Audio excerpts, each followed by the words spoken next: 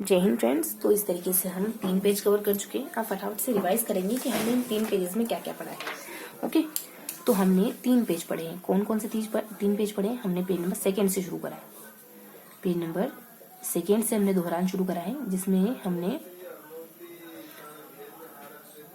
देखो page number 3 हमने पढ़ा है, पेज नंबर 4 हमने पढ़ा है, पेज नंबर 5 हमने पढ़ा है। तो इन 3 पेजेस में क्या पढ़ा? देखो लास्ट पेज तो जस्ट अभी पढ़ा हमने, जिसमें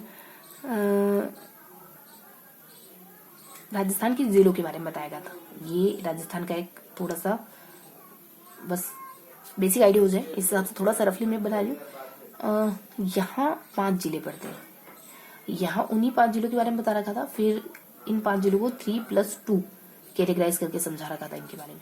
उसके बाद नीचे एक फैक्ट आया था कि गंगानगर और अनूपगढ़ की सीमा इतनी इतनी थी, कितनी 228 और 168। पहले 5 जिले जैसलमेर है, बीकानेर है, अनूपगढ़ है और गंगानगर है, हनुमानगढ़ है। उन्हीं का क्लासिफिकेशन यह था कि बीकानेर, अनूपगढ़, जैसलमेर ये अंतर्राष्ट्रीय जिले और गंगानगर और हनुमानगढ़ अंतर्राज्यीय जिले। और इनकी कितनी कितनी सीमा लगती है? जैसलमेर की 464 लगती है और बाड़मेर की 228 लगती है। और पहले गंगानगर की 228 लगती थी और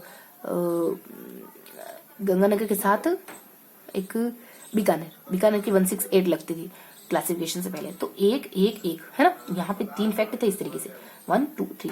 और यहाँ थोड़ी सी मतलब थोड़ी सी इन्फॉर्मेशन होती है कि कितने कितने जिले लगते हैं हमारे पड़ोसी राज्यों से। तो 2 से मतलब राजस्थान के कितने कितने जिले पड़ोसी राज्यों से लगते हैं। तो 2 7 2 और 10 और 6 है ना। तो ये बेसिक बेसिक पॉइंट्स हमने कवर करे। बहुत थोड़ी थोड़ी सी इन्फॉर्मेशन है। यहाँ 5 जिले हैं, 5 जिलों का क्लासिफिकेशन है। और यहाँ राजस्थान का जो नया भूगोल हम पढ़ रहे हैं ना, उसकी इंट्रोड्यूस होने से पहले गंगानगर और बीकानेर की इतनी इतनी सीमा थी। ये पॉइंट हम यहाँ क्लियर करते हैं। ओके, तो इस तरीके से हमने लास्ट पेज यानी पेज नंबर 5 को कवर करा है। पेज नंबर 4 में हमने क्या पढ़ा था? देखो पेज नंबर 4 में अच्छी खासी इन्फॉर्मेशन थी। पेज नंबर 3 में सिर्फ देशांतरी रेखाओं के बारे में बता रखा था। समय कैसे नापते हैं देशांतर रेखाओं से, कि यहाँ इतनी बज रही है तो 60 डिग्री पूर्वी देशांतर पर इतना समय हो रहा है, तो 40 डिग्री पूर्वी देशांतर पर कितना होगा, ये सारी बातें। तो पहले अपन यहाँ दोहरा लेते। यहाँ भी हमने एक फॉर्मेट से चीजें याद रखी थी कि कुछ यहाँ एक सारणी है जिसमें कुछ बेसिक्स इन्फॉर्मेशन है और कुछ इन्फॉर्मेशन इसके इर्द गिर्द है। यहाँ भी ठीक ऐसे ही था। यहाँ कुछ तो चीजें इमेजिनेशन से बहुत लंबे समय तक याद रहती है। तो इमेजिनेशन, हमें चीजों को अच्छे से याद करना है तो इमेजिन करते चलेंगे चीजों को।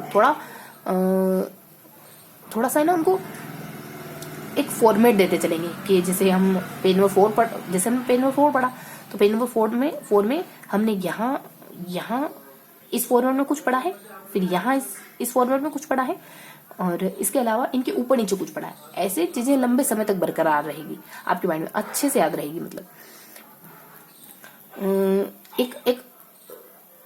एक अलग स्पेस बन जाएगा माइंड में कि हाँ इस फॉर्मेट में हमने चीजें याद करी।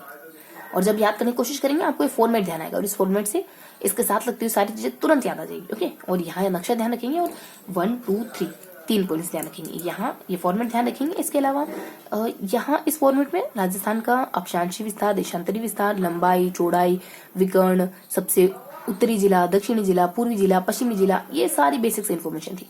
इसके ऊपर अक्षांशों के बारे में बता रखा था। थोड़ा सा बता रखा था कि अक्षांशों के बीच का जो अंतर है वो 847 है और लंबाई चौड़ाई के बीच का अंतर 75 किलोमीटर है। ओके, थोड़ा सा देखेंगे, बस इतना सा यहाँ गिवन था। यहाँ नीचे सूरज की किरणों के बारे में बता रखा था। सबसे सीधी किरणें बांसवाड़ा में गिरती है, सबसे तिरछी गंगानगर में पड़ती है। इसके अलावा यहाँ आ जाते हैं। तो यहाँ बेसिकली यहाँ बीच में बहुत बेसिक से पॉइंट है, जैसे इरेगुलर है, रोम्बोस है और विषमकोणी है और बस ये सारे नाम हिंडले ने राजस्थान को दी। यहाँ पे 2 पॉइंट है। मतलब इस यहाँ सारणी में कुछ गिवन नहीं है, ये सारणी बस ऐसी बना रखी है, ऐसे ही कुछ खास नहीं है लेकिन कुछ खास नहीं, जिक्र करने लायक नहीं। जैसे अंतर्राज्यीय और अंतर्राष्ट्रीय सीमा, बस 2 शब्द लिखे हुए थे। इसके अलावा ऊपर चले ना, तो ऊपर 2 फैक्ट ध्यान रखेंगे कि हिंडले ने इसको रोम्बस, इरेगुलर, विषमकोणीय, है ना, ये सारे नाम दिए राजस्थान को। और इसके अलावा कुछ फैक्चुअल बातें, 3,42,239 वर्ग किलोमीटर और 139 132 और 38 401 और इसके अलावा 148 और 14862 148 थोड़ा सा क्वेश्चन मार्क रखेंगे। ठीक है, ये जो मैंने आपको बताया ना, ये राजस्थान का क्षेत्रफल वर्ग किलोमीटर में और किलोमीटर में, मील में और स्क्वायर में। और सबसे ज्यादा क्षेत्रफल किसका है? जैसलमेर का, तो ये कुछ 38401 यानी 38401। और सबसे कम क्षेत्रफल किसका है? तो धौलपुर का है, यही कुछ 14832 समथिंग है ना, समथिंग 14832। हालांकि और कंफर्म करेंगे। तो ये बातें थी कौन कौन सी? एक तो फैक्चुअल बात है, एक हिंडले वाली बात कि राजस्थान को इस नाम से हिंडले ने पुकारा। इसके नीचे बहुत जनरल सी बात है रेड क्लिफ रेखा के बारे में कि रेड क्लिफ रेखा की लंबाई भारत में कितनी है। राजस्थान की रेड क्लिफ रेखा की लंबाई कितनी है? 1074 है। कितने परसेंट है? तो 32% है। कुल अंतर्राष्ट्रीय सीमा का कितना परसेंट है? 32% है। और इसके अलावा पता है एक पॉइंटर आया था कि कुल स्थलीय सीमा का कितना परसेंट है। तो पीछे हमने पढ़ा था कि शायद ये 8% के, चलो उसको रिवाइज नहीं करेंगे अभी, जो यहाँ गिवन है वो देखते हैं। तो 1074 अंतर्राष्ट्रीय सीमा है जो 32.32 के अराउंड है। और ये बाखसर बाड़मेर और हिंदूमल कोट, हिंदू और गंगानगर के हिंदूमल कोट है ना, यहाँ से लगाकर यहाँ तक है। गंगानगर के हिंदूमल कोट से लगाकर बाखासर बाड़मेर तक, और यहाँ से यहाँ तक है। इतनी लंबाई है, इतना परसेंट है। और बाकी गुजरात की सेंस में भी बता रखा था कि गुजरात की इतनी सीमा लगती है। और ये गुजरात की इतना परसेंट, गुजरात की अंतर्राष्ट्रीय सीमा का मतलब गुजरात से इतनी लगती है और परसेंटेज में इतनी है। और पता है रेड क्लिफ रेखा भारत और पाकिस्तान के बीच की रेड क्लिफ रेखा कब खींची गई थी? 1947 में। मतलब कब ये करार किया था कि भारत और पाकिस्तान के बीच में रेड क्लिफ रेखा है? 1947 में। इसके अलावा इसके ऊपर क्या जानते हैं अपन? इसके ऊपर तो मैंने पहले ही बता दिया आपको। हाँ, इसके ऊपर हमने पहले जान लिया है ना, जो मैंने अभी क्वेश्चन मार्क भी लगा रखा है। इसके नीचे हमने अभी जान लिया कि रेड क्लिफ रेखा के बारे में गिवन है।